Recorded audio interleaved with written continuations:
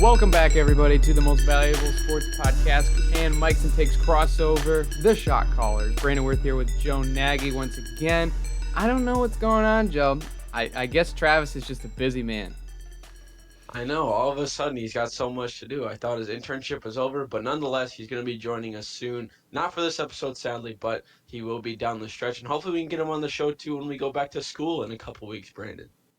Yeah, absolutely. We're looking forward to having those guys back, and for sure with school starting soon, we can't wait to give you guys the podcast content back again. Of course, we'll get into Ferris Sports more along once we get closer, get to all the sports previews before this upcoming fall season.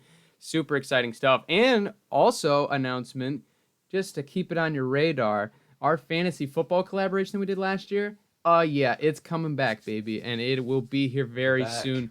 I believe the targeted date is somewhere around the 22nd, so in a couple weeks, stay tuned for that. We're going to have our full draft and more on the show. So make sure you follow us on Instagram and Twitter at the MVSP so you don't miss out on any of that announcement information, so you don't miss the draft. And I know Mr. Joe is ready for a Rumble round 2, because I know last year wasn't as pretty as you wanted it to be. I'm ready for redemption.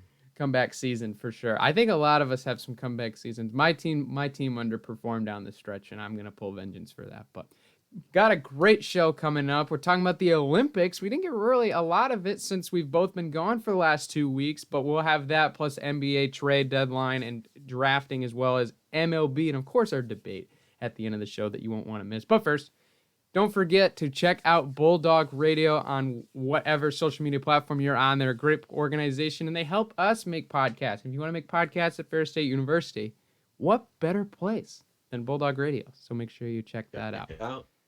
For sure. Moving into the first topic here with the Olympics taking place, I should say the 2020 Olympics in quotation marks. It's 2021, but we all know the story about that. Right now, our lovely country of the United States currently leading the total medal count, not gold medals as of yet. We're only trailing China by 2 in that category, but we do also have women's basketball later today, so that could at least cut the deficit in half. But overall, Joe, what is your overall thoughts on the Olympics so far? It's been fun to watch. Usually I'll toss it on. I mean, every other channel is basically covering stuff. One thing I do like about the Olympics is it brings a lot of sport. It's basically like watching ESPN 8 The Ocho on August 8, how they have just a whole bunch of random sports that you can watch. And that's what I really like about this Olympics, is because now they have surfing, skateboarding. They have I watched badminton the other day. That was pretty fun to watch. I was watching rhythmic gymnastics.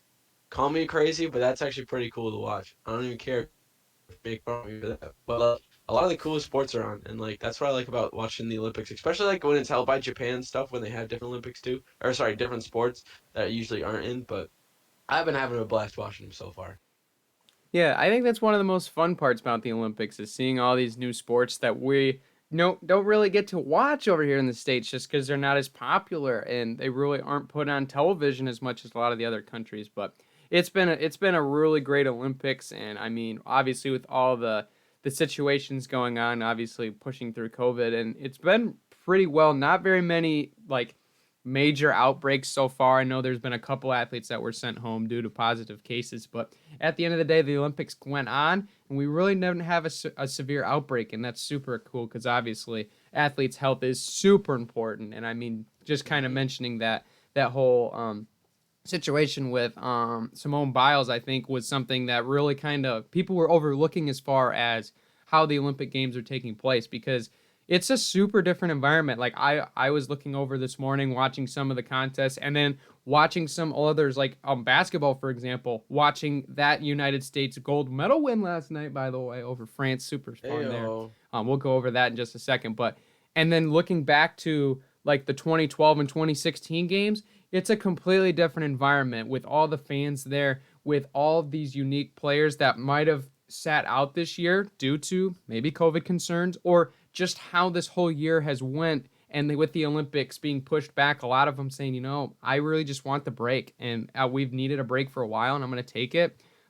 We've had those situations where there's athletes that have come out and say, you know what, this is really not the same as the original Olympics, and it's really, really tough. And especially when you don't have your game as tightened in, because I remember it's 4 year cycles, and now with the pushback it becomes five, and that schedule gets changed, especially for a lot of these veterans that have that 4 year timeline they're shooting for, and then to add another year on top of it throws a curveball.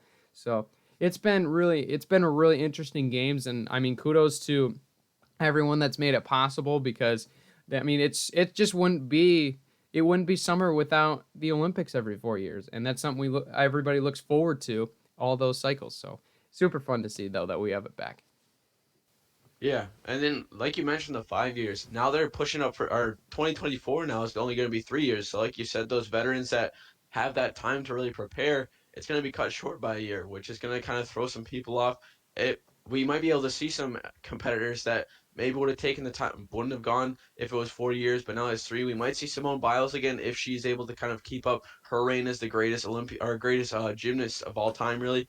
And I mean, we'll be able to see other people too that maybe we're kind of gonna sit out 2024 if there's that 4 year gap, but the one less year, maybe we can see him come back. So that's what I'm super excited for when this Olympic ends and the next one comes around in the next 3 years. For sure. And I think one thing that we've seen is like some teams like they've been disrupted by this cycle just based off of not having the same rosters as they normally would, and with this current situation, and some teams have just been ready to chomp at the bit for some of these teams slipping up. And I mean, USA basketball is one that we talked about on the men's side, especially, that really hasn't been as sharp. Obviously, they still came out on top with the gold medal win last night over France 87-82.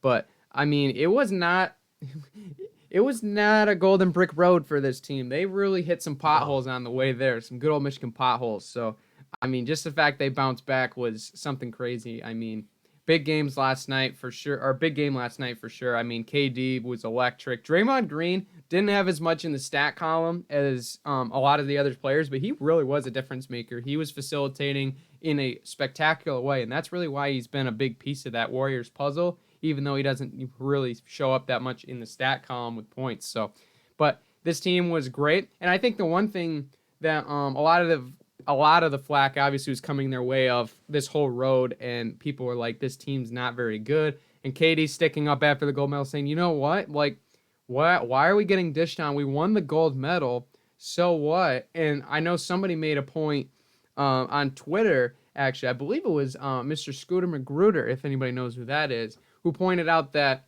the U.S. team, like, they still won the gold medal, and they have no like top tier Olympic players that have been on these previous teams. Like, I mean, KD would obviously kind of be the exception, but I mean, there's no LeBron for one.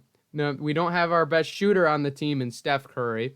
We don't have some of the other big men, and we still came out on top. So the fact is, like, we still dominated this tournament and got the gold medal, and we still didn't have all these top players that normally we've had in years past. So still, Yeah, I think that's one of the main things too about how when everyone was a little bit skeptical, especially like in the World Cup, I think it was a year or two ago when we lost and we weren't playing very well and we didn't really have a whole lot of superstars on that team. And then when the Olympics came around, we thought, all right, maybe those guys who sat out the World Championships are going to join up. But then we got Clay who's kind of nursing an injury, Steph who's nursing an injury, LeBron who's opted out. Like you said, a lot of those superstars who are usually the deciding factors of how we're the powerhouse, and usually we don't have any really challenge until the gold medal game. Then it kind of gets on the shoulders of KD, and then you have Kevin Love who opts to sit out, and he's one of the main veterans that's on the Olympic team. And then to count the fact that you don't have Coach K coaching, it's Greg Popovich. You have a whole lot of things kind of going against you, and I think especially you have to also look at the team chemistry. You have two guys from the Bucks who are playing with Devin Booker, who that chemistry might not go very well. You have they're playing against each other and wanting to beat each other for a week or two trying to win the NBA championship, and then you also have rivalries that from the NBA that kind of collide. So it takes a minute to build up that chemistry, and especially for players who are more kind of solo, who are the scorers of their team, to then kind of blend in and be the team players and kind of spread the love a little bit. It's tough. So once you get into that groove, which I think we did after France, I think we had kind of a wake up call there. I think definitely we were able to kind of settle in, get into a spot where guys started understanding their roles. And I mean, KD really kind of stepped up as a team captain with that speech or with that statement that he had. And a lot of people I think don't give him enough credit for the obstacles that they had to overcome, especially coming into Tokyo this year, and then to get the gold after losing to the France team during one of the opening rounds. So all props to them, really. Yeah, and I think that France team was definitely one that we were looking to watch that would be top tier contenders with the United States for sure. And I think you could throw Australia definitely in that mix, who won the bronze medal as well with Joe Ingles and Patty Mills and that crew. But they gave us fits, and I mean I think it just showed that we still are the best country in the world in basketball, and I don't think that's truly disputed right now. I mean, obviously you could make other cases for other teams, but we still won the gold medal throughout all this. But it just shows that we still had the resilience to get up there. And I think that's super important because I think it was really kind of a unique situation to see us grow through those bumps. And because normally it's just a smooth sailing road. I mean, we blow out everybody, win the gold medal by 20 or gold medal game by 20 points, and no one's debating Yeah. anything. But now that we do lose, it's like, okay, we're human a little bit, but we still are showing that we're the best in the world. And that's really a cool thing. Hmm. But hopefully, our women's side also completes the sweep. They will be playing, I believe, tonight in the gold medal match against Japan with Brittany Griner and the crew looking to sweep the podium at gold with basketball. But kind of segueing in here with this Olympic Games, we've had a lot of surprises so far as some people that were supposed to be on the podium that didn't finish there, or some that shocked the world and pulled a Cinderella story. What's a sport or an athlete that you saw, Joe, that you were pretty shocked about? I don't know.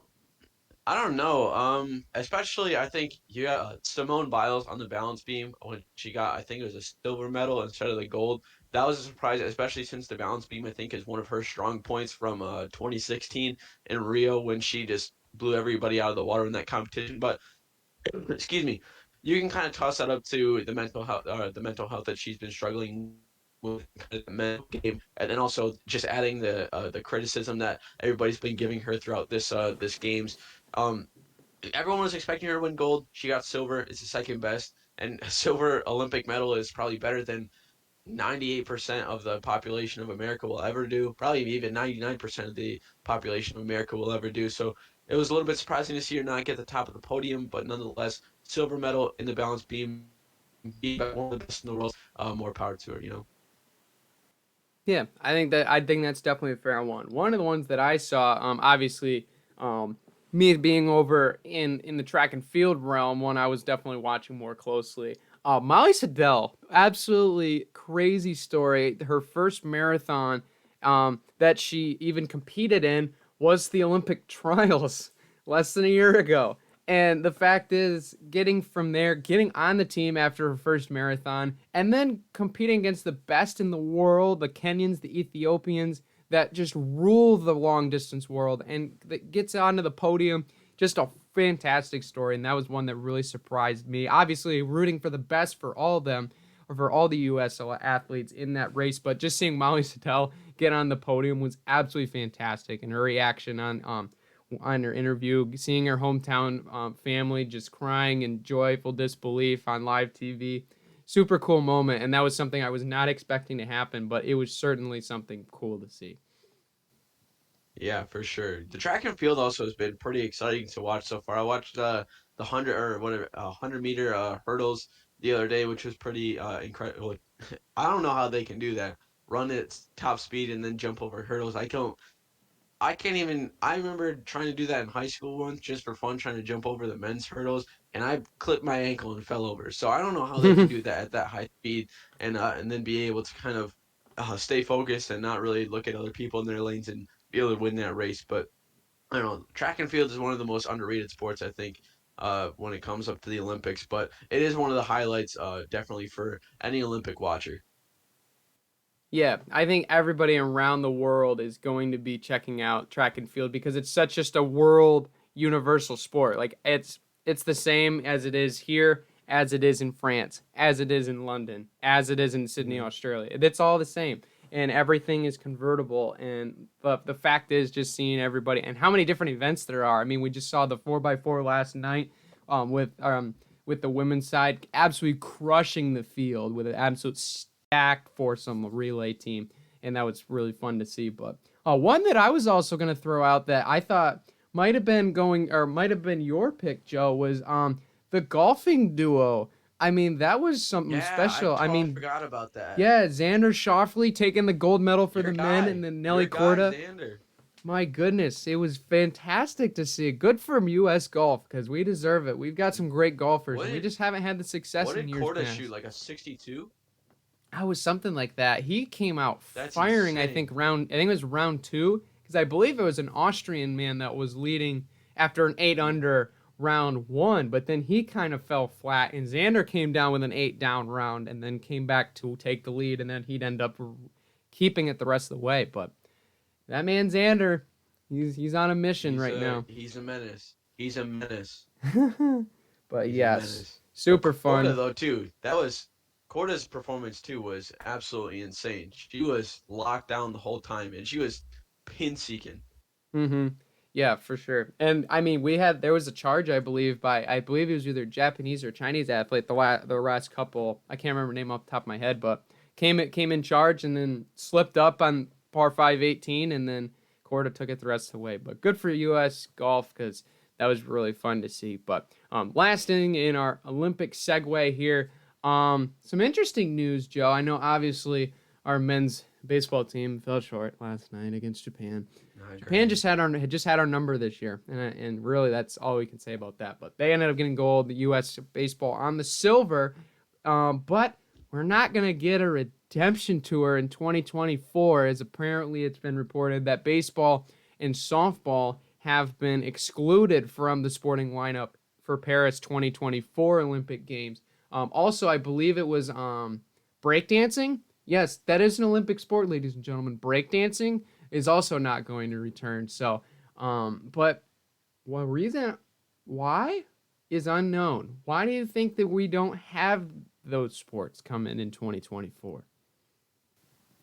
Well, I think it's a facilities thing. Like every country that like built baseball stadiums and stuff for the Olympics, they just go vacant after the next year. Nobody ever. I mean, look at Greece. Their baseball and softball just overgrown. The seats are just getting all faded. Like if you look at theirs, it's just really a waste of space. And I think that's the thing, especially going into Japan. Baseball is such a big sport in Japan that they didn't really need to build any stadiums. They just needed to kind of give it a. I mean, put the Olympic logo on some places and you're all set. But Paris, I don't think there's a baseball stadium there anywhere, probably. And I think when you go into that kind of talking about, like, especially since the Olympics, the big conversation is how profitable, and like a lot of the stadiums that places build, they just go vacant after a year because they're not really used too much. So I think that's one of the main reasons why baseball is in or isn't, and softball isn't in. But breakdancing, I don't know why. You can just toss a cardboard like sheet down on a street and you can just have the competition there. So I don't know. Yeah, and I really hope it's not like a fan interest thing, because I think there's plenty of people that were super excited to watch baseball and softball in these Olympic Games. Like I don't see why that'd be an interest thing. I did fact check myself. I did make a small mistake. Breakdancing is actually getting added in 2024, Oh, with okay. karate actually going to be cut from 2024's games. So baseball, softball, and karate will not be in the Paris Games. But either way, like I think that the big reason is what you were saying, Joe. I agree with that. I think it is a facilities thing because France obviously is not a sport that or sorry, not a country that participates in that sport very much. I mean, obviously there's probably some fans over there because there's fans of Yeah. other sports I all don't. over the Yeah. place. Like they play American football in England. I met a guy that used to play like Yeah. American football in England, and it was a really interesting talk with him. But like the I think it's just got to be the facilities thing because interest wise, if it's interest wise, I don't think that's a valid argument Yeah. because I think there is so many people, but some of them might also not have the availability to watch them just based on where they are because obviously with the U.S. we are very good with getting television network with distribution, we're amazing at it. We can get anything in the world. We can get a Jazz game here in Michigan. You can get a Blazers game in Florida. Like, we can get those things pretty easily with a little bit of money, where some of those countries don't have the ability to do that. So it'd be a little bit different for them. But I mean, it's just kind of sad because I know there's a lot of people like Monica Abbott was one that was really disappointed that softball was getting cut, and I don't blame her, because a lot of these athletes like softball don't necessarily have the primetime view as the Olympics would be.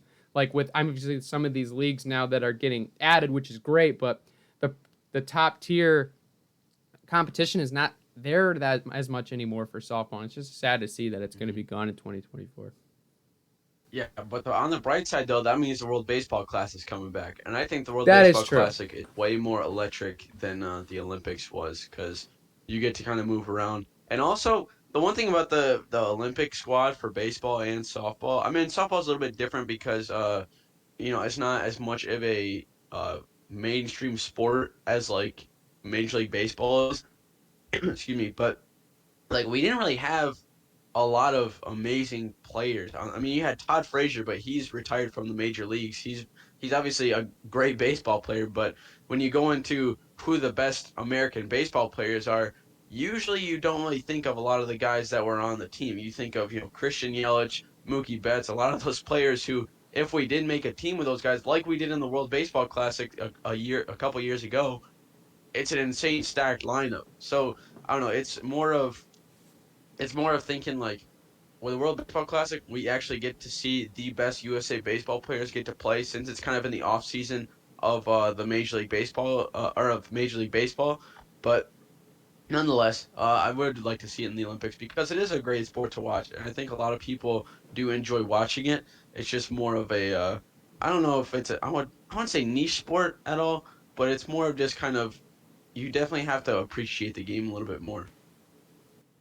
Yeah, I could agree with that, but hopefully it'll make a return for 2028 LA, because I don't think they'd have a facilities Oh, excuse for at that sure. point. So It'll make just sense. saying, but we'll have to look forward to that. But before we segue into NBA, Joe, do you want to tell us about the MVSP? Yeah, check us out on Twitter, Instagram, at the MVSP. We're making sure we're uploading, check our stories. We try to kind of get our fans as interested as possible. We let out polls. What do you guys want to talk about or want us to talk about?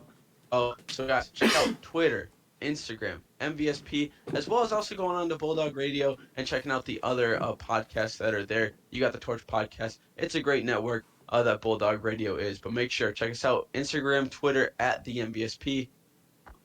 That's all I gotta say about that. That was a great tagline. Anyway, I don't know how to segue after that awesome reference right Ain't there. no thing. Anyway, NBA talk time now. We obviously didn't get to cover the championship. Milwaukee Bucks winning the series 4-2. Yep, I was wrong. I was going I was Suns all wrong the too. way. But you know what? Good for the Bucks. 50-year drought finally over, thanks to Giannis and that young crew that just built it. They built this championship, and I have nothing but respect for Giannis and what he's went through. He was there in the 15-67 win season back 5 years ago, and it was more than, I think it was like 6 or 7 years ago. But I mean, just being able to go from that, stay through the entirety of everything that went on in that organization, coming up short, told that he should leave, form a super team. He stays and he delivers for the city, and I am nothing but more happy for him. And it's just been time, and the Bucks have not had a championship in that 50 years, and it's been too long for them. And it's just awesome to see this team succeed. And I mean, really overcame the odds, because they surely were not the fan favorite going into this finals. Yeah, it was. I was wrong. I thought the Suns were gonna win in at least six. But the Bucks just turned it on. They really came in. They came in swinging um when they got back to Milwaukee. And then once I saw that they were back to 2-2, I thought, okay, maybe Milwaukee, maybe the Bucks are here to make a statement here. And like you said with Giannis, I think this is, you literally cannot not respect Giannis after this season. Because I know a lot of people are saying, oh, he's going to go to the Heat after last year. He's going to go join and make sure that they can win the championship next year. Or he's going to sign with the Lakers, or he's going to sign with the Clippers or something like that, where he has those tools where the other superstars are there. But instead, you got Chris Middleton. You got guys like Drew Holiday who can elevate your game, and he's able to stay there. I mean, what was that tweet that he sent out? Like 2015, 2016, or I think it was like 2014. He's like, I'm not going to stay till we build a champion, or I'm not going to leave Mm-hmm. until we build a championship team in Milwaukee. And, once you can call that out, and once you actually do it for the city, it's insane. And to see how humble he was after the game in his press conference, where he said, "I don't want to live in the future, and I don't want to live in the past, or I should have done this, or I am going to do this. I'm going to enjoy the moment. I'm going to make sure that I can do the best that I can with the opportunities given to me."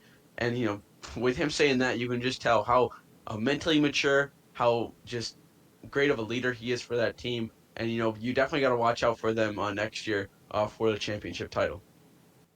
Yeah, and my alarm went off to remind myself, like, the fact is, we've had the memes. We've had everything through this entirety of the postseason for We've had the Giannis that, crying, yeah, we've had the crying Giannis meme from last year yeah, or and the 2 years ago fact or whatever. is, like, he was absolutely awful from the free throw line. And the fact that he made 17 of 19 free throws, I believe it was, unreal. Like just the fact that he turned it on that well, because he was shooting, I believe the number, if I remember, was 55.4 or 55.6, one somewhere in that ballpark at the 55 range from the free throw line. Yeah, that's 1 out of 2 for the you math majors out there. That's not good on the basketball court. You got to be up towards the 70, 80, 90% mark, and you can see a lot of these guys that can hit from the free throw line. That can change games. I mean, you leave 10 points on the table, you look at the box score in a lot of these finals games, the deficit is 10 or very close to 10 points. I mean, it was 13 in game one, 10 in game two, game three, game six were a little bit different, but or 6 in game four, 7 in game six, and 4 in game five. 10 free throws right there changes the outcome of the game outside of game three, which was a little different because it was a blowout. But the defense Hmm. from Milwaukee was also huge, and it was really what I believe took them the rest of the way. They stepped up defensively, shut down that Suns offense, and they really did a great job of that. And Drew Holiday deserves credit too, because really he was kind of the missing piece for this team. And I mean, obviously you can be like, oh, PJ Tucker too, or some of these other guys, but Chris Middleton was fantastic. Giannis was great, but then Drew Holiday was there whenever those two slipped up. Because when those two slipped up in years past, we saw what happened. They exited early, and we always had the question mark: is Hmm. Giannis good enough to lead this team?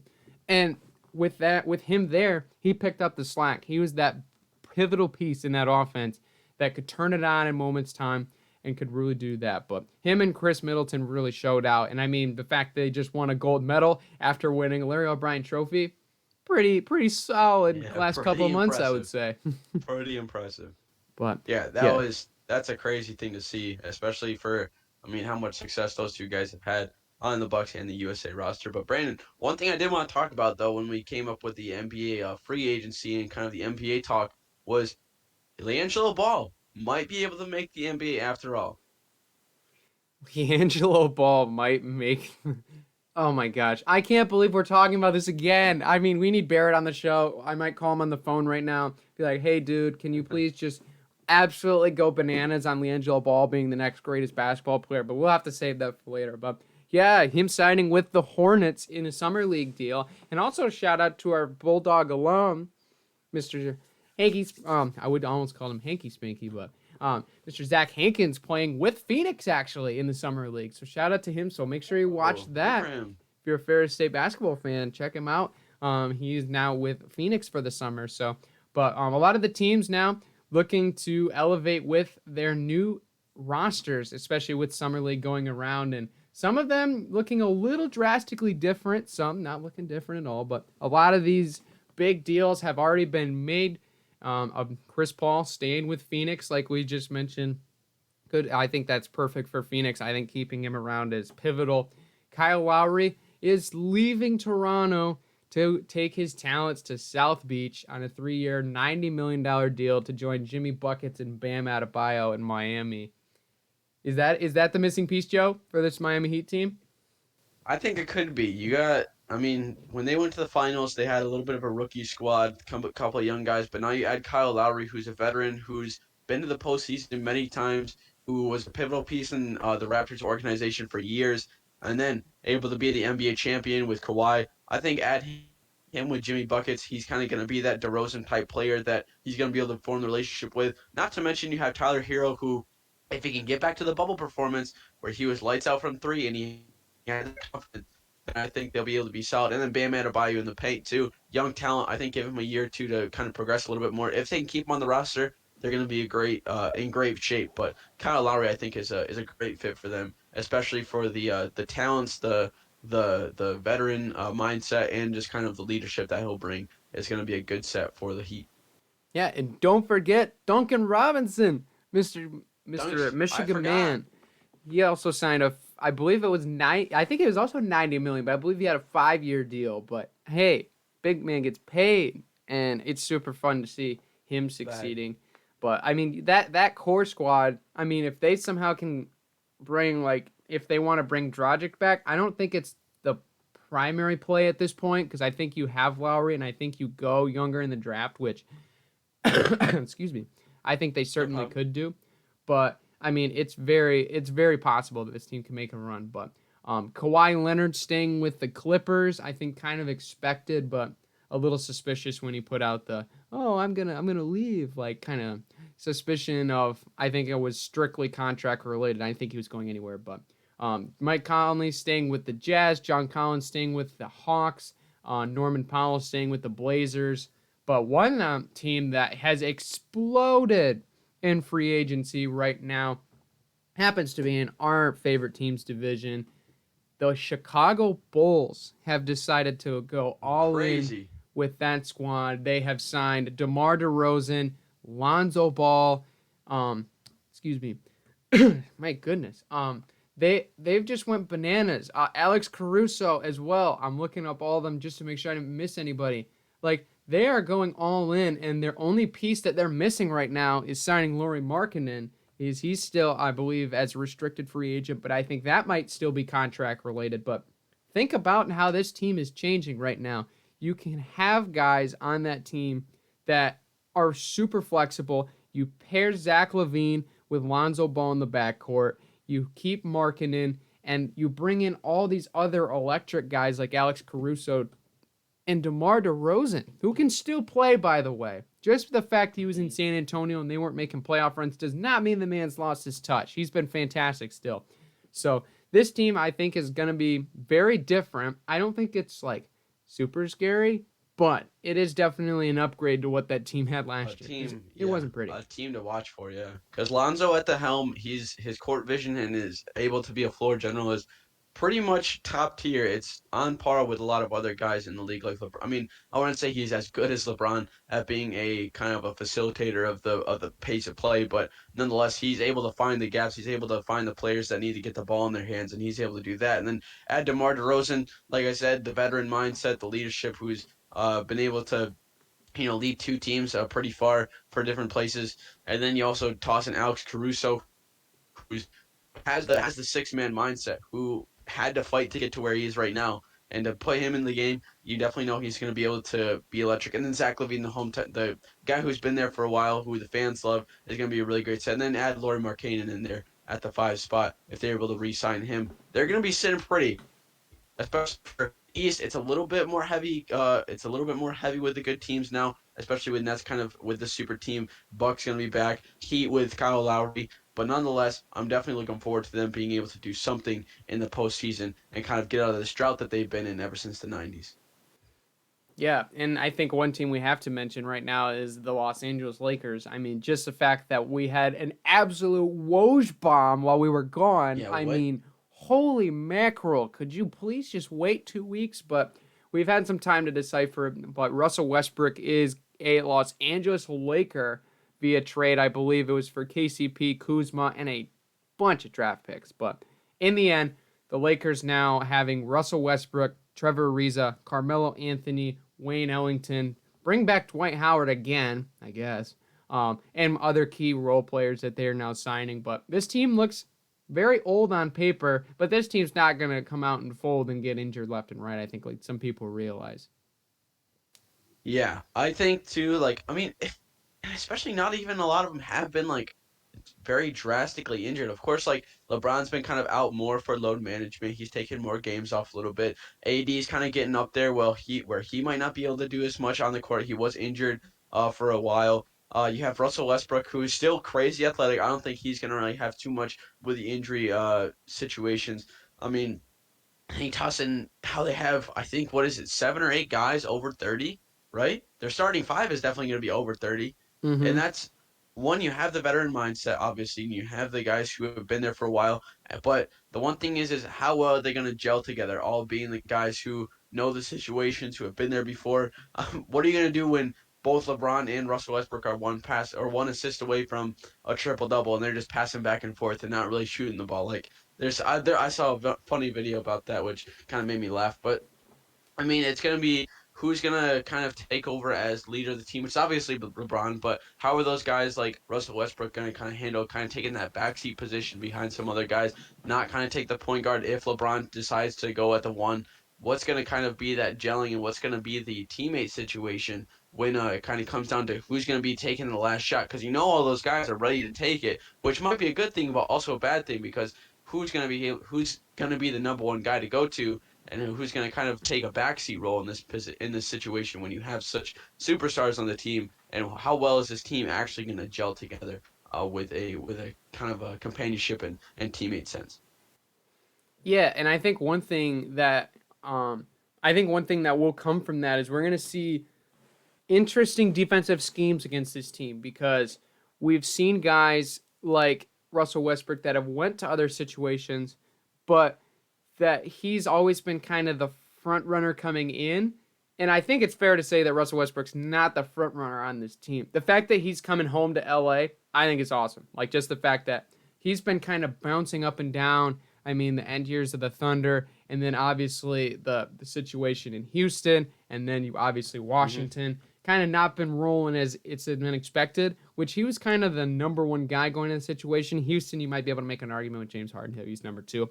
But the fact is, him coming in with LeBron and AD, I think the thing that's different about this situation is he's the best guard coming in, and he's really the only guard coming in. What I mean by that is they've had him alone in the Thunder during his MVP season. Like, he was by himself for pretty much the whole year. I mean, he obviously had a couple other companionship pieces, but he was the guy in that time. He was making it all happen himself. Then when he went to Houston, he's sharing the backcourt with Chris Paul. And not saying, like, Chris Paul is a bad player or anything, but Chris Paul likes to have the ball a lot of the time to facilitate things. We've seen what he can do with Phoenix, right? So Yeah. that wasn't going to really work out. And then he goes to Washington with a little bit of a control with Bradley Beal, but then again, that's splitting touches away. With the Lakers, he's really the guy that's taking care of the ball a lot of the time. I mean, and they brought Wayne Ellington in for the specific reason of off-ball shooting, and he is not volume dependent. And that's something that I think really was a great move for them. Obviously, I would have loved for him to stay in Detroit again, but I think him going there obviously was the move of he's a great shooter off ball and really is not volume dependent. That can really help with Russell Westbrook sharing the ball. Obviously, he's going to have to figure it out with LeBron and AD, but I think this is going to make an interesting situation with Russell Westbrook to see how he responds shooting the basketball. Because we know this man is one of the most athletic players to ever step on an NBA basketball court. 100%. The dude's an absolute freak, and he's one of the best slashers the league's ever seen. But shooting-wise is where he's always had that question mark. And we've never really seen the opportunity for him to explode from beyond the arc or from mid-range. He's never been that guy. His head down to the basket and I'm slamming it on someone's head. That's been his mentality. And he's been able to get away with that on some other teams where now, with other volume-dependent teams that he's been on, he's kind of had to be like, oh, I kind of got to either shoot it out or I got to get rid of it. And that's something that he's not as efficient as. Obviously, we know he's a great passer, but the fact is with this Lakers team, with these stars like LeBron and AD that are going to have the ball, he's going to have opportunities to knock down 3-point shots for this team to succeed, because that is going to be huge for him, is being able to shoot the rock off the ball. And still, I mean, he's still going to have, we're not questioning the slashing ability whatsoever. He's going to get to the basket, pick and roll with Anthony Davis. That sounds incredible, and I can't wait to see that.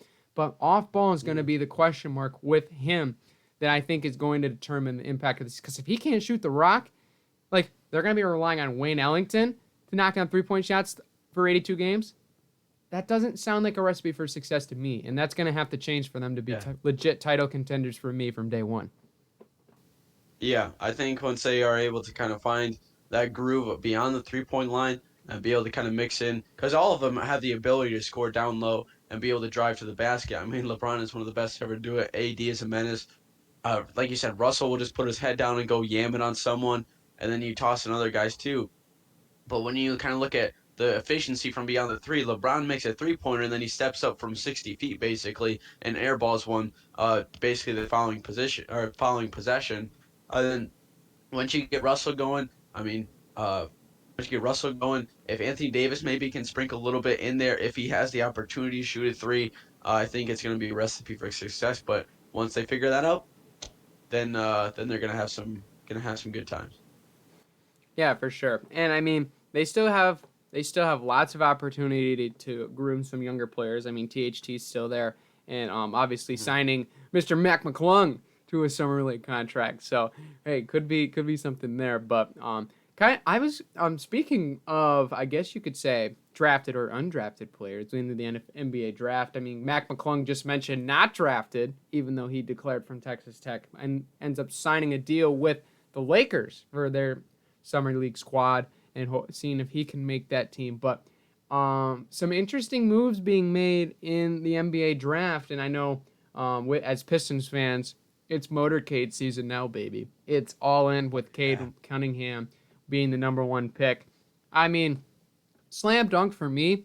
I mean, I don't see, like, there's no the narrative was there, and there's no way we could break the narrative that Cade Cunningham is not the best player in the draft. He is an absolute freak and deserves to be drafted number one. I mean, there are some things where I know personally I've seen some slight consistency things in the tournament, but I know those things can get fixed with Detroit. And I know his mindset was always to get to the pros during this whole last part of the season, because he knew he was going to be number one. He just knew it. Like, he was only taking one trip, and he's going to Detroit and saying, here I am, number one pick, you pick me. And that's my mindset. And they proved it. So I'm super happy for Cade, and I mean, just being part of this team. The fan base is stoked. And I mean, our other two draft picks, a little bit more interesting. I guess Troy Weaver's been doing a lot of studying on the Big Ten Conference. And Joe, our man Isaiah Livers is going to Motown. What are your thoughts? I don't know. I think it's a good spot. He was obviously one of the main guys for Michigan, and he's been able to kind of come in big for a lot of situations, and he was kind of one of the leaders on the team. So, and then staying in Michigan, I mean, he's from Michigan too, so I think the hometown, it's kind of a big thing, especially, I mean, every kid dreams of playing for their hometown team in the pros, being able to kind of put themselves in that situation. So, excuse me, I think he's definitely going to be at a point where there's a lot to prove being a Michigan man, like being a Michigan man, and especially growing up in Michigan and kind of having to prove yourself and all that. But also, you're going to have that competition now between, because he's a great player. He's not as good as Cade, but there's going to be some competition between the two, some healthy competition of who's going to be the better one. And I think that's going to be really solid for Livers, but also for Cade to kind of be able to prove himself, because he's number one already. He doesn't need to prove how good he is. But when he gets paired with those guys who are the same age, who he still needs to kind of make that roster spot and show that, hey, I'm still I have the mindset of being a great player, in even though I haven't really played a game yet. So I think now bring those two guys in, competition between the two of them. Then when it comes game time, being able to have that relationship between the two that they already have, I think that's going to be a great setup for the Pistons. Yeah, absolutely. And I think I love this move because Livers, like, the injury issues are a reason he's not in a first round pick. Straight up, that's what I believe. with a full season last year and playing in the tournament, he would have showed that he was a first-round draft choice. I mean, with Franz, too. Don't forget Franz. Good job, Franz. Going back to Orlando also to be with his brother. What? I think that was definitely by design. But congrats to them.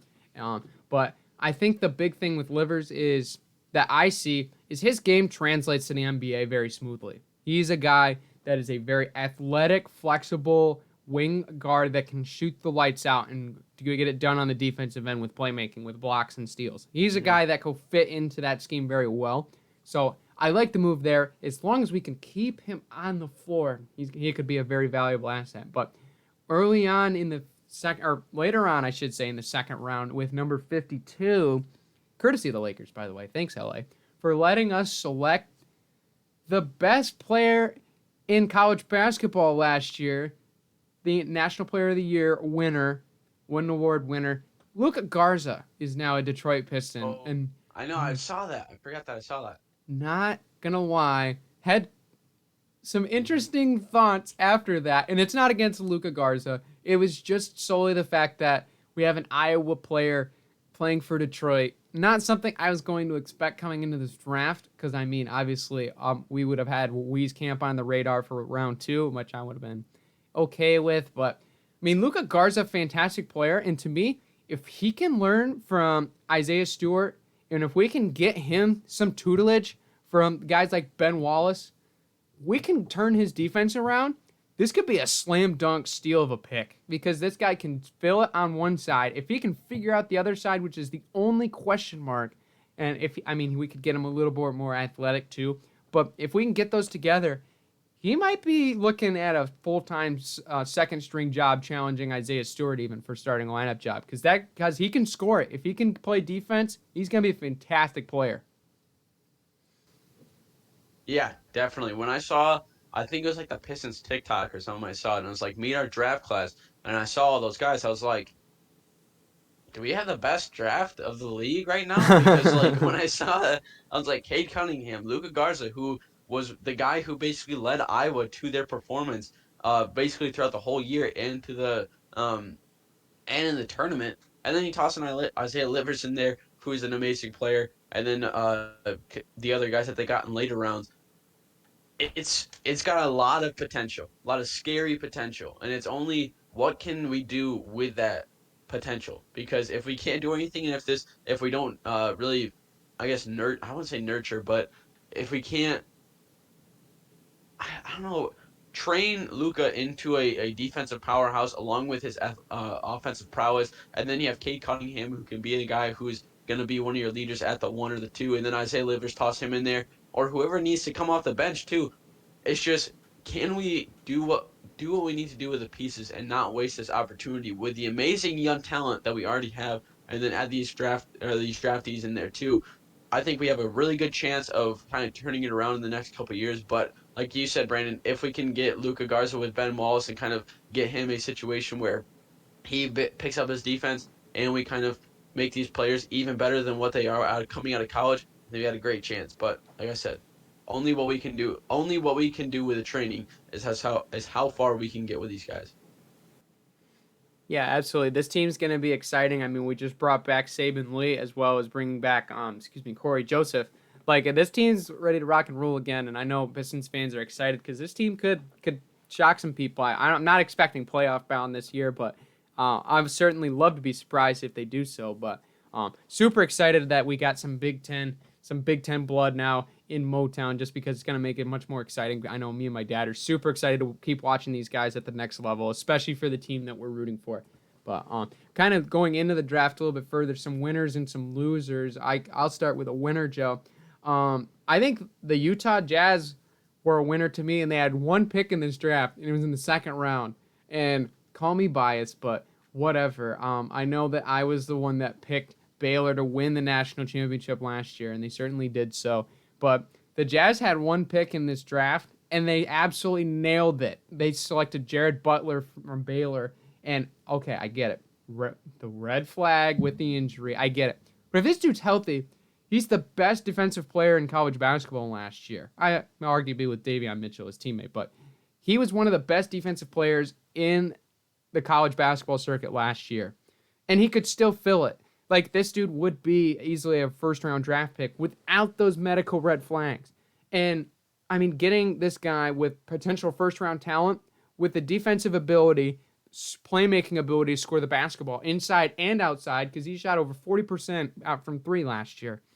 Yeah. Jared Butler is a fantastic tooled player that can be an influential player immediately, second string easily immediately, if not first string, for a Utah Jazz team that needs depth and defensive prowess in that division. Slam dunk for me. Jared Butler was an absolute great pick, especially at pick number 40 for me.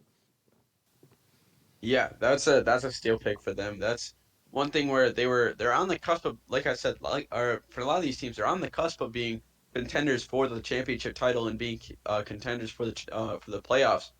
But they're just missing those, maybe those young guys who can bring a little bit more energy into the game, who have the mindset of being a fighter, and then bringing in their young athleticism is going to be a really good situation for them. But I'm just interested to see what these guys, what it just is going to come down to. How are they going to train these guys and get them ready for the NBA? Because college basketball can train you as much as they need to, but the NBA, it's the best of the best. And for you to come in, it's going to be a lot different, and you're going to have that welcome to the NBA moment. But it's going to be who's going to be prepared for that culture shock when they get to their first NBA game and when they're playing these superstars. And especially being in the Western Conference, you're filled with that. You have teams all over the place that have guys who you've been looking up for your whole life. Are you going to be ready for that welcome to the NBA moment, or are you going to fizzle out when the lights come on to you?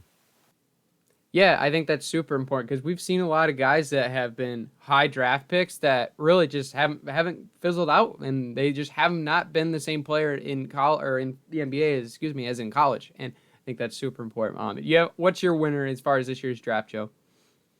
I think with the Pistons, it's but like obviously it's the Pistons for me because you have Luka Garza, you have Livers, you have Cunningham who can really be great players. You just need to kind of nurture them into great players. But I think for a lot of rookies too, it's they go from the best player on their team to maybe a sixth man or something or more of a role player instead of being that hotshot superstar right at the bat. I mean, not everyone can be like Kobe, LeBron. Even Kobe and LeBron, they started out a little bit slower and then they built up that spot. It's all about how are you going to answer to these players that have been playing for years that you've been looking up to. That welcome to the NBA moment is so important of how you respond to it. Either you can fizzle out because of it, or you can really take that, you can learn from it, and you can build as a better player and to kind of show that, hey, I'm ready for this. I know it's going to be a long road, but I'm ready to get better. And especially for players that are coming to the NBA that are from the Western Conference, you have teams like the Suns who are doing extremely well, Nuggets, Jazz, the Lakers, the Clippers, that you're going to be seeing multiple times a year,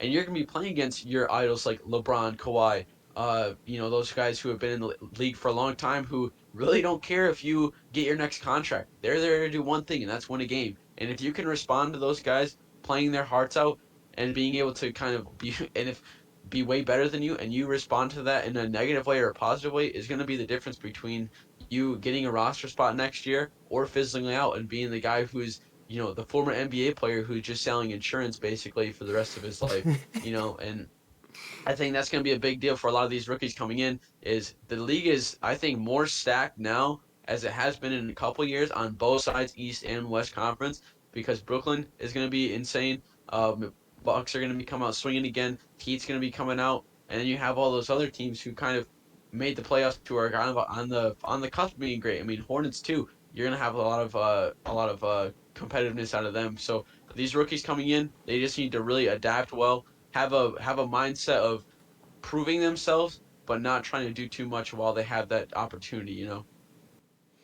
Yeah, I think that was also a really interesting point, just because the fact, like, we've had that before, and will it continue is gonna be super interesting to see, because we've had, I mean, it's kind of really just repeat the record. Like, we've seen it before. We've seen all these high picks, and where are they now? You can just throw out the name Anthony Bennett, and you know immediately Mm-hmm. what we're talking about. Just that sort of stuff. So Yeah. obviously, it's super important to get the guys you want. But one other team I'd also throw out is the Nets. The Nets on paper right now, obviously taking like Marcus Zagorowski in the later rounds, and I believe they also got Cameron Thomas. Like, they're on track to score 160 points. The question is, are they going to give up 170? Is really the question. So But one Yeah. of the losers that I have in this draft, gotta be Philly. I was not too so high on what Philly did. I think the Bassey pick was their best pick, and that was their 53rd pick, or the 53rd pick, I should say, their third pick in this draft. I think that was a good Yeah. one. He's more of an old style throwback guy, but now they just got Drummond, so it kind of doesn't make as much sense now because now you got Embiid, Drummond, and I mean obviously they're with that with Charles Bassey and them signing 1 year deal for Andre Drummond. Like really, I feel like Drummond's gonna be a 1 year and out guy now. It's kind of a weird situation after you do that, and some of their other picks weren't as high to me. I'm just refreshing off the top of my head. Jaden Springer from Tennessee was an interesting pick. I think he's a good player. I think he's good, but I think there was just too many guys around him that I would have liked personally better. I mean, they could have taken a shot and went with Jason Preston, like who was picked, I think, about 6 picks later. That would have been a great guy as far as a facilitating role, and especially now that you got Ben Simmons likely on his way out. And then you got other guys after him, like Ayo Dosunmu, who's a steal going back to Chicago, and then personally Jared Butler, who I would have loved there as well. But I mean, Jaden Springer's a good player. I think the value was a little bit different up there. And then I believe it was they took a power forward from Lithuania, or no, it was from Serbia, Filip Petrusev. Good player, not very. I don't know if the value's there. I think he would have been a guy that you snatch undrafted. I don't think you draft a guy like that. I think that on the flip side, it would have probably been better if you would have taken Bassey at 50 and then you snatch a playmaker up at the later end of the draft. Like you take a swing at a guy like Scotty Lewis or Aaron Wiggins from Maryland as well. I think either of those guys would have been good swings, but I think that was just kind of a weird pick there. Good players, don't like the overall fit of how that's scheming in. And I'm assuming that these guys are just depth players. I don't know if any of these guys outside of the Tennessee man, I don't really see any of those guys getting up into elite playing time this year. So they're either development projects or they're just strictly there for depth. Yeah, it's going to be interesting to see what a lot of these teams do, especially the ones who didn't have the greatest draft this year. If they're going to kind of focus on the guys that they already have or try to implement the guys who they just drafted. Regardless, some teams had a better draft than others, but I don't know. With the NBA, it's kind of tough to see because you can have a bust caliber draft, but have a guy who's going to be on your team for the next couple of years to come, who's going to be able to kind of elevate your team to the next level. So I'm always excited to see after the draft what teams are able to do, who's going to be kind of the diamond in the rough. But we'll see. Sixers, I don't know if they're going to be doing too much. Detroit, we'll see what they can do with this great opportunity. And these teams who made big moves in free agency, I'm excited to see what they're going to be able to do when it comes down to it. Yeah, absolutely. Kind of moving in now to our last segment of topic, but first, don't forget to check out PodStock, Bulldog Radio's music podcast with Ryan and Jackson Company. Make sure you guys check them out on whatever platform you are on, Spotify, Anchor, or Apple, especially this upcoming semester when we all return. I know everybody's excited to get their podcast back here at BDR, and we're excited too. And we really hope you guys tune in and enjoy that show. Into our last, I guess you could say, major topic here before our call your shot debate. We got some MLB trade deadline to discuss. Boy, it was wild. Let me tell you what. First of all, I would like to sincerely put out my regards to all of you out there that I know have went through some absolute travesty of emotions the last or I should say the last week. It's not fun, and I'm sorry to this group of people. And that group of people are Chicago Cubs fans. I'm so sorry of what you just went through. Hate to see it. It is one of the worst feelings ever to have your team just get dissembled in front of your eyes at the trade deadline. And that's exactly what happened to the Cubs. Jock Peterson, gone. Anthony Rizzo, gone. Chris Bryant, gone. I could keep on going. I will. Craig Javi Kimbrell, Baez, gone. gone. Javi Baez, gone. See you later. The Cubs are starting What over are they from doing? scratch. I don't know, man. I know. This team is You not know, the same anymore. I feel bad for Adam Ross, honestly. That's all the guys who he basically he they all came up when he was a veteran of the team, and to see him kind of take a management position in the Cubs organization, and then for them to just trade away all those guys. The best thing is both all of Rizzo, Bryant, and Javi Baez all hit home runs on their games that they just got traded out. And I mean, it's annoying to see because you'd think that, excuse me, sorry to cough right into my mic, but you'd think that there'd be some type of loyalty for those players that have been there for the 2016 World Series that stuck through those years of being a garbage team, and you'd think that they'd work. There's no salary cap in baseball. You can pay those guys what they want. You don't have to worry about the salary cap. I just don't know why they trade away those guys who are still in their prime. Rizzo is not past his prime. I think he's still one of the best first basemen in the league easily. Chris Bryant is not past his prime. Javi Baez is definitely not past his prime.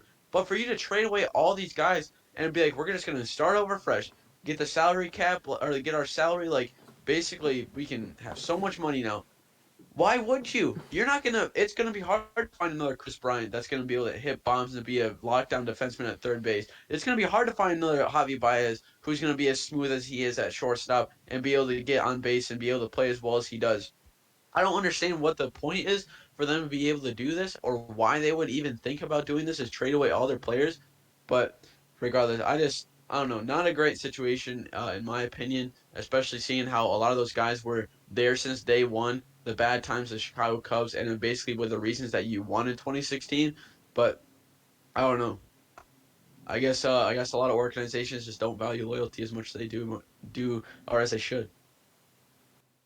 Yeah, I mean, it was just crazy to see all these guys go at one time, and really it was just kind of a sad moment. And one of the friends of our show, Hunter Morrison, who was a huge Cubs fan. I had was I reached out to him after this all happened. He's like, man, it's happening again. And of course, he's referring to the rebuild that was really one of the longer ones coming before they won the World Series back in 16. So it's just been tough. And I mean, this whole thing just kind of seems like a rebrand, refresh thing because after that team, they've always been good, just not quite good enough. They can never get over the Yeah. hump, even though they brought in a lot of new guys. Like Jock Peterson was the guy they brought in to try to get over the hump. And I mean, they ended up getting rid of him in May. And just kind of seeing everything come out and restructuring, it's just been really tough. And I mean, you kind of look at like where they were as far as salary cap situation, they weren't in trouble. Like as far as being like in risk of having to high pay a lot of these guys, they were middle of the road. They were just above league average, I believe 14th as far as the salary cap is concerned. And I think that like just a shade above league average, really, when you look at it that way, they're just about league average. They weren't like Hmm. totally in a money cap scenario where they're like having to pay a lot of these guys. And it's just kind of interesting to see now that we have some teams that are kind of shelling out early than normal, even though there isn't that salary cap that you just mentioned, Joe. Like Yeah. the whole money scenario of how their payroll is, it's just kind of you have to figure out how to get these guys there and how to keep the money flowing in. And I guess for Chicago, they just didn't feel like it was happening, which is crazy because I feel like they're one of the more popular fan bases outside of some of the major teams, obviously like Yankees, Dodgers, and obviously hometown teams. But this team's very going to look a lot different. And it's just going to be, I mean, with Theo gone, it just seems like now the whole situation is starting over from scratch. And it's just going to be interesting. But some other Hmm. big moves that were made at the deadline that were very notable. One of them was speaking of the Dodgers, Max Scherzer and Trey Turner now going to be wearing Dodgers uniforms. Absolutely crazy. But I mean, Yeah. Speaking this of was that, pretty no insane. salary cap, eh? Oh my gosh, they will not stop spending money. I don't know what the deal is, but they acquired Scherzer and Trey Turner for a bunch of younger prospects. Is this mean Dodgers run it back easily? Probably. Their starting rotation is probably on par with that Tigers rotation from a couple years ago. You got what? Kershaw, Bauer, Scherzer. Who are their other two pitchers? Bueller. And then they have one other guy who I can't Price? remember. Yeah, Mm-hmm. is Andy Price Price. is Price on the Dodgers now? Mm-hmm. Wow, Yeah. I He didn't just even know hasn't that. But he was like, injured last year. oh yeah, but that is on par with that the Detroit Tigers rotation of arguably being the best rotation of all time. And I think with that, it's going to be really tough to beat. You might sneak one game away against maybe like Bueller or Bauer, but you're not going to take a game away when you have both Scherzer, Price, and Kershaw all back to back to back starting on the bump. You're not going to be able to steal a couple games to win series from that. So that's one thing that I'm excited to see how well they're going to be able to do, especially with how many pieces they're adding. It's going to be crazy. Yeah, for sure. So the full rundown. Chris Bryant is now with San Francisco, which is a huge move for them, by the way, because just how well they're doing. Javi Baez goes to the Mets, I believe, as well as Rich Hill is now with the Mets. Jose Barrios goes to the Blue Jays for a hefty prospect haul with Austin Martin. Very interesting that they gave that up. But Craig Kimbrell now goes to the White Sox. Obviously, Scherzer and Trey Turner, we just mentioned. Kyle Gibson, Ian Kennedy, all to the Phillies.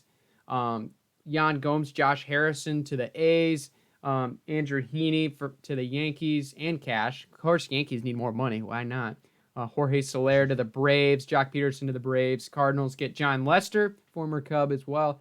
J.A. Happ to the Cardinals. Richard Rodriguez to the Braves.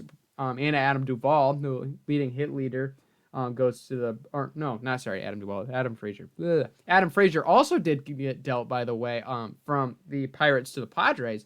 One to mention, Padres get Jake Marisnick from the Cubs as well. More Cubs names some more. I look on this list. Eddie Rosario to the Braves.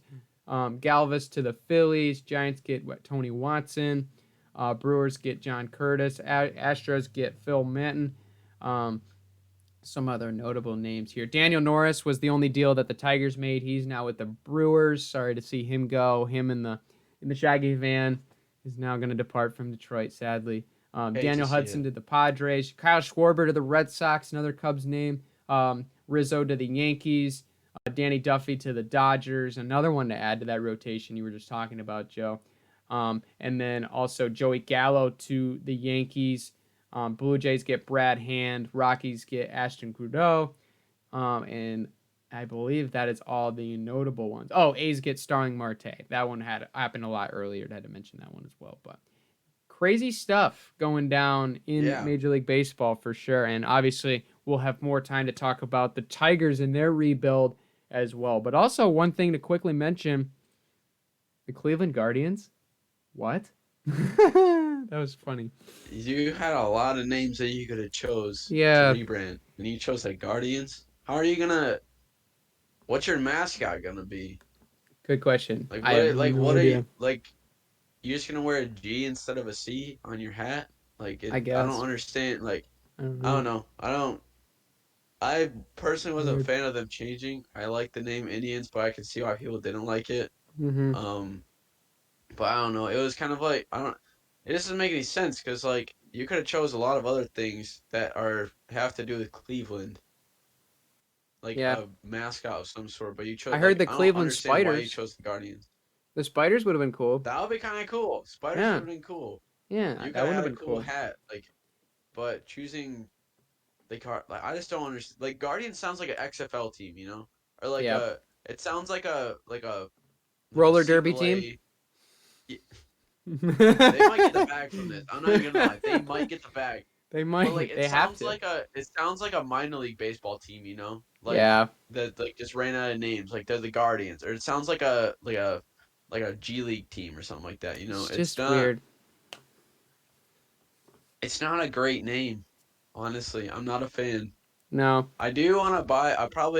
That's one thing though. You probably want to buy because I think the old Indians merch might go up in value over the next couple of years. That is true. It probably will. You might want to invest and buy some hats and jerseys before they go out of stock or go out of rotation, I guess.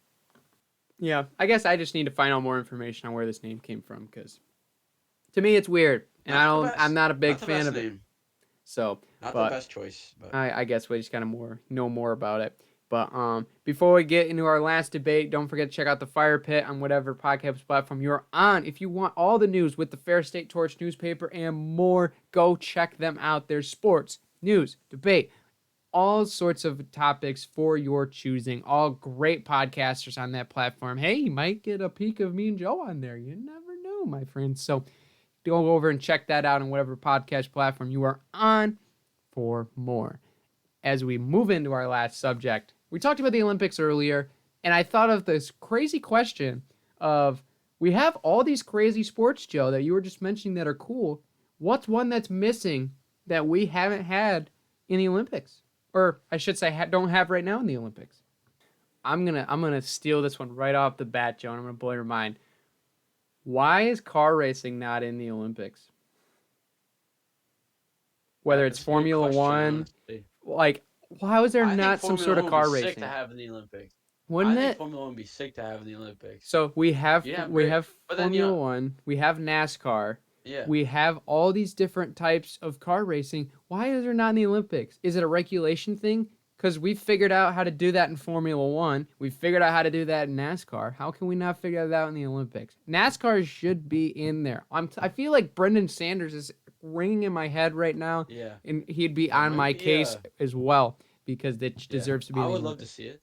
I would love to see it, but it might be because like the car sponsors and like who's driving, like it'll be like what car will sponsor which, and like but I mean you could probably figure a way around that. But I would love to see that. I like watching F1, and sometimes I'll get into NASCAR a little bit. I like to see that, but I think mine are gotta be horse racing, because if we got show horses or whatever, I think horse racing is way more entertaining. Because you'd have just insanely fast Like horses, legitimate jockeys. around track Yeah, horse I race. think Yeah. Because they have cross country, like like Kentucky equestrian Derby type racing. stuff. But yeah. I could agree Kentucky with that. Derby type stuff, sick.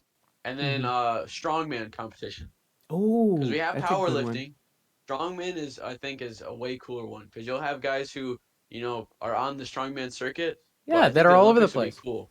Yeah, you'd have a lot more mainstream, get a lot more fans. But those are my two. Yeah, those are all good ones. Make sure you follow us and comment which sport should be in Olympics, because I would love to see the response from the people, because I think there's a lot more that you could add for sure. But I don't know. It'd be interesting. But thank you guys for watching. That was probably the shortest debate we've ever had. But I mean, schedules are schedules. But if you want more debate from us, you have no other choice but to follow us on whatever podcast platform you're on. If you're watching this on YouTube, thank you all, and we appreciate you. And don't forget to subscribe to the channel, as well as subscribe to Bulldog Radio for more, because we got some epic stuff coming up this fall, Joe. I know we've been talking lot about the plans for the show, and it's skyrocketing through the roof. And especially now with some things that have changed as far as over the last year, the ceiling is the roof, and the roof has been blown off. So just saying, that's gonna be a pretty exciting thing to check out this fall, is from our show. Yeah, definitely. Super exciting to get back to school in the next couple weeks. And also, it's going to be awesome just to kind of get back in the groove of school, being able to kind of see everybody back and kind of maybe have a little bit of normalcy back on campus. Absolutely, for sure. But until next time, guys. Take care, everybody.